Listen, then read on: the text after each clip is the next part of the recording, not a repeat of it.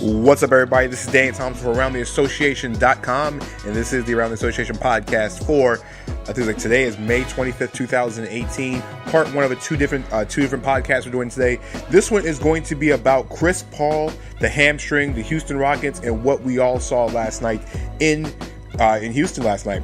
For those who missed it, the Golden State Warriors have now fallen down 3-2 to the Houston Rockets last night in a game where Chris Paul was Chris Paul, and this was the reason why the Houston Rockets traded for Chris Paul this summer. The Rockets, with a 7-man rotation for the second consecutive game in a row, took care of business, beating the Golden State Warriors last night by the score, I think it was 95-92 in Houston last night. The big story of the game was Chris Paul taking the game over in the second half. 18 of his 20 points came in the second half. Paul was just phenomenal. This is, like I said at the beginning, this was the reason why Chris Paul was traded this past summer to to Houston, only because of the fact of, in situations where James Harden has another James Harden type of game where he just struggles from the floor. I think Harden's missed his last 23-point attempts in the last 2 games. Harden was horrible against shooting basketball. And on top of that, when you look at what the Rockets have done in the last couple games, Mike D'Antoni has shut the rotation down completely. And when I say he shut the rotation down completely, it's to the point where he's only running a 7-man rotation. And a 7-man rotation in a playoff series is not what you're thinking for. And actually, the final score last night was 98-94. I'm sorry, I do apologize. Live radio, I sometimes do mess up things. But in the grand scheme of things, Golden State made a lot of mistakes in the game, but at the same time, Houston took everything from them. A 7-man rotation should not beat the defending champions like this. And it was really Houston's defense that caused a lot of problems for Golden State. Golden State couldn't get any shots off down the stretch. And really, if you watched the game last night, there was a lot of times, and especially late in the game, where guys who weren't supposed to be really having the ball in their hands were having the ball in their hands. We all saw the Draymond Green turnover at the end of the game where Steph Curry gave the ball up to Draymond Green. But what about the 3-point attempt that Quinn Cook took at the end in the fourth quarter? If for any stretch of imagination, why is Quinn Cook even on the floor? I understand that you guys are struggling, you guys are missing Andre Iguodala, but you couldn't find a better option at any point in time to use than Quinn Cook. Where was Sean Livingston? Where is Jordan Bell? Where is Ma Bell? Where is Nick Young? Of all the options you can use, you brought in Quinn Cook. And Quinn Cook, who is 7 for 27 from the 3-point line in the playoffs, is taking a humongous 3-pointer with the game on the line. Then Draymond Green slips, free throws were hit, and now the Rockets are up 3-2 with a 98-94 victory, like I said before, last night in the game. Now, after the game, the story was Chris Paul's hamstring injury. Chris Paul has been ruled out for tomorrow night's game, crucial Game 6 in Oakland with the hamstring injury. I'm not sure if he's even going to travel with the team with such a short turnaround, because if you look at this, they're flying out to Oakland for a game tomorrow, and then play Game 7 if necessary. Game 7 will be played on Monday night in Houston. So there's not much of a turnaround time. And Chris Paul's had the same situation with his hamstring. It seems like almost every year that every team Chris Paul gets with in the playoffs, he gets snake bit with some kind of hamstring injury. Remember, Paul missed 21 games with this same hamstring injury early in the season. I think it was 2014 he had a hamstring injury. 2015 he had a hamstring injury. It's like every year Chris Paul goes down with like a hamstring injury the same way that most people go through different injuries, but this has become redundant at this point. Chris Paul is a guy that should get and deserves a max contract for what he's done, and he gave up a $200 million supermax deal to go to Houston for a situation like this. And now, if the Warriors can somehow win tomorrow night, they're gonna have a gimpy Chris Paul for Game 7, because hamstring injuries don't go away, like a snap of a finger. This is a type of injury that can take a little bit. And even if somehow Houston can survive one of the next 2 games, maybe in the series tomorrow night or in the series on Monday, they only have literally 2 additional days before they got to start Game 1 of the finals, which is Thursday night against the team from the East, whether it be Cleveland or Boston. They'll play Game 1 on Thursday night. So even if they extend themselves to 7, which would be Monday night, you're going to have a quick 2-day turnaround before you have to play Game 1. And you want your star point guard to be completely healthy. Now, if the Rockets had a deeper rotation, in this situation, you'd be like, okay, you wouldn't feel so bad. But Mike D'Antoni's cut the rotation down to 7, and now it's down to 6 because Eric Gordon is going to have to play the role of Chris Paul. That means Gerald Green's going to get more minutes. And the real question is, who is now becoming the 7th man for the Houston Rockets? Joe Johnson's 812 years old. Luke Baramute has been hurt. Tyreek Black doesn't really handle the ball very well. Ryan Anderson is making $20 million to sit on the bench right now. Nene is about 326 years old.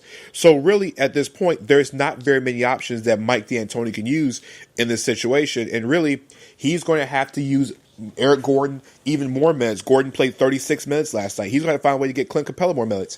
Capella is the only guy of the starting five that's played under 30 minutes in the last couple of games. Why? Because the fact that when Golden State goes to a small lineup with Draymond Green at center, it becomes a little bit of a liability because Green does have a little bit of outside shot, and when they try to go small, it becomes a problem. In Golden State's case, they had used Kevon Looney only 21 minutes last night, but they gave a lot of those minutes Jordan Bell, David West, Sean Livingston. Those guys will pretty much play Kevon Looney's minutes as Golden State plays smaller. Now, in a situation where Golden State really should be taken advantage of, even without Andre Iguodala, who is questionable for Game 6, is that they have to start running. There's too much isolation going on in this series, and what the real problem is, Kevin Durant has gone missing. Kevin Durant is turning into the Kevin Durant Oklahoma City.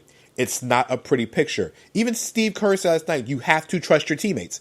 Kevin Durant is weird. Because in Oklahoma City, you had, Russell Westbrook, so you kind of figured that Russell, was going to do Russell things. But you have Stephen Curry, you have Klay Thompson, you have Draymond Green. Why on earth do you not trust your teammates? And here's the other problem. Kevin Durant's 1 for 9 in the fourth quarter. I think Durant might have only scored 1 point or 2 points in the last couple fourth quarters. Durant has gone missing, and it's become the point where you're going to start putting him in a milk carton. If Golden State loses this game tomorrow night, especially with the Rockets not having Chris Paul, you might want to question the Golden State Warriors. It's kind of weird to ask that, to even say that for a team that's won, 2 championships in the last 3 years and been to the finals the last 3 years. And you're a team that has Kevin Durant, Steph Curry, Klay Thompson, and Draymond Green, 4 of the top 25 players in the league, all on one roster, and you're questioning the future. Because Klay Thompson is a free agent next summer.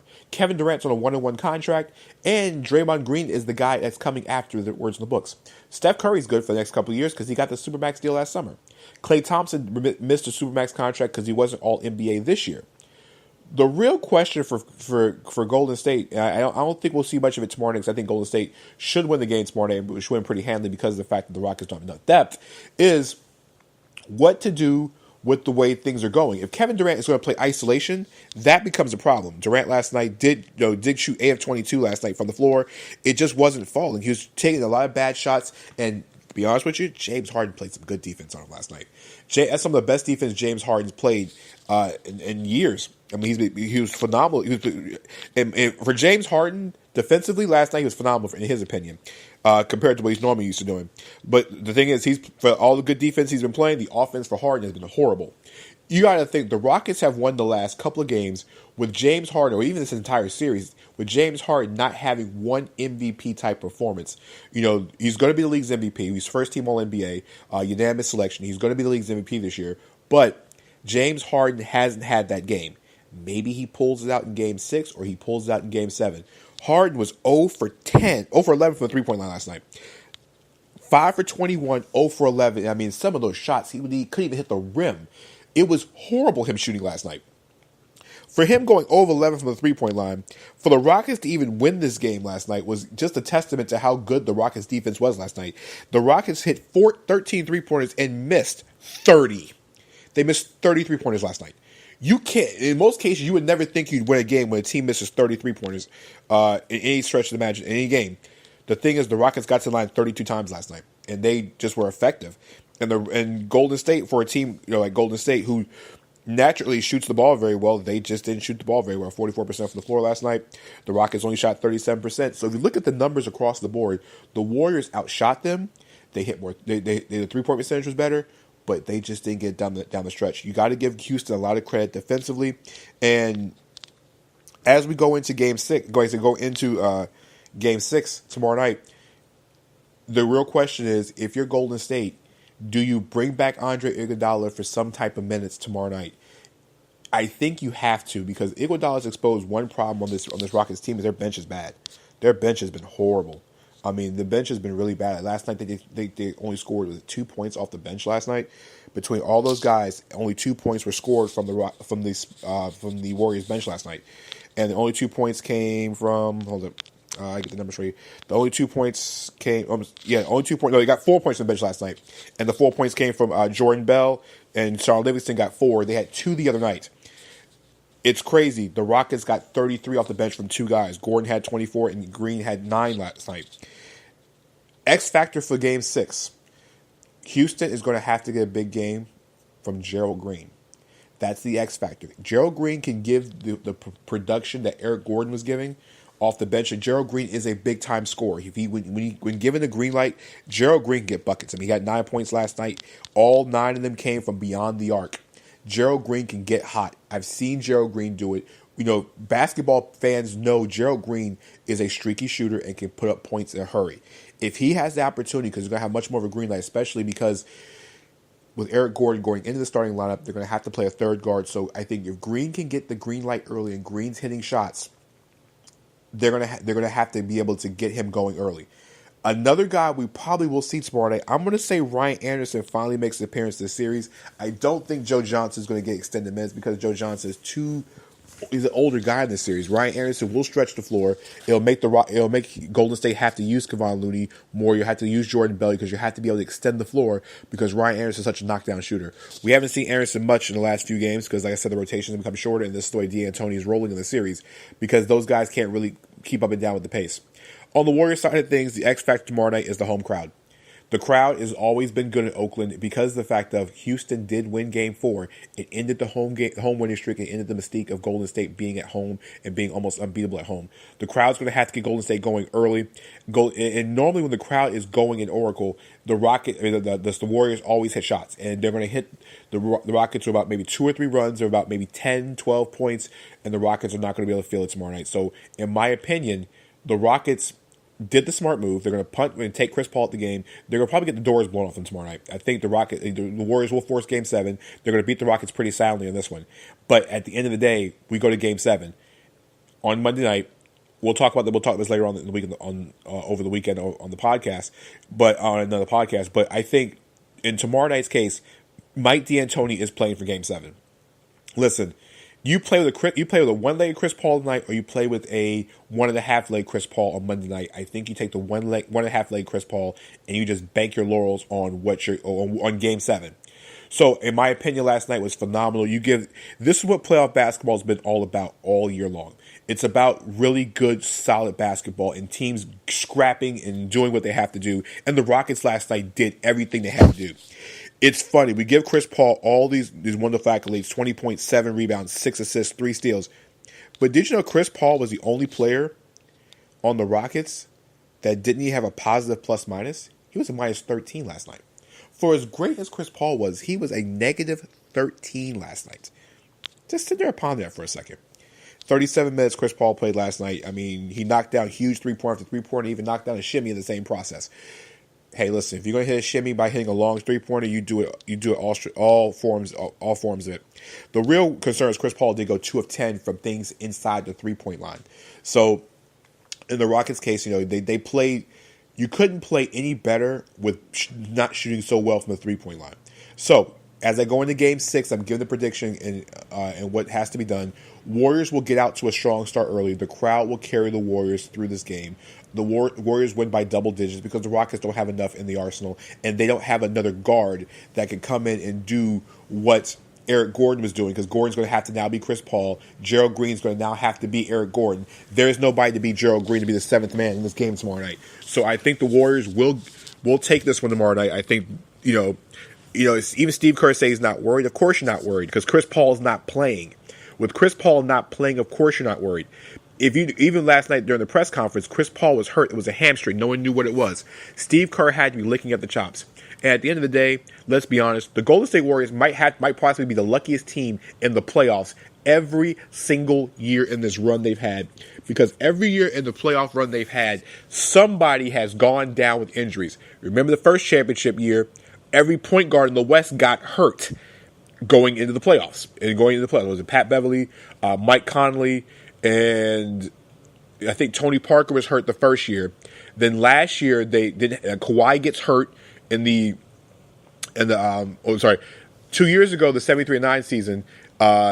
the Thunder's jump shots and their entire team was hurt in Game 6. They lost Game 6, which forced them to lose Game 7. Last season was Kawhi Leonard gets hurt in Game 1. Tony Parker was out for San Antonio, and they blew the doors off San Antonio. Kyrie Irving was hurt in the finals 2 years ago, and that doesn't help. Kevin Love is hurt too. So, in every run they've had, the Warriors have seemed to have some kind of injury happen to the opposition. They might be the luckiest team in the NBA. Now they're dealing with Iguodala's injury, but on the flip side, Houston lost Chris Paul in Game 5, and now Houston has to win one game with a gimpy Chris Paul. So, check us out at RoundTheAssociation.com. Also, I said the mock draft is up. I want to hear your thoughts on the mock draft. I want you to tell me what you feel and what you like about it, what you don't like about it. There was added to the draft, like I said, Zaire Smith was actually in the lottery.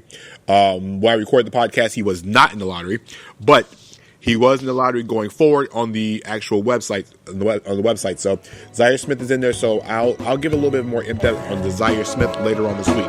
But there's a second podcast coming on later on today, and that podcast will discuss what's going on with Doc Rivers and the coach situation out in LA. His contract was extended. We're also going to talk all NBA first team, how it affected Joel Embiid, how it affected Klay Thompson, and there's also a debate about Damian Lillard and Russell Westbrook being the first team All NBA and the one vote that kept Steph Curry on second team All NBA. So check me out on Twitter.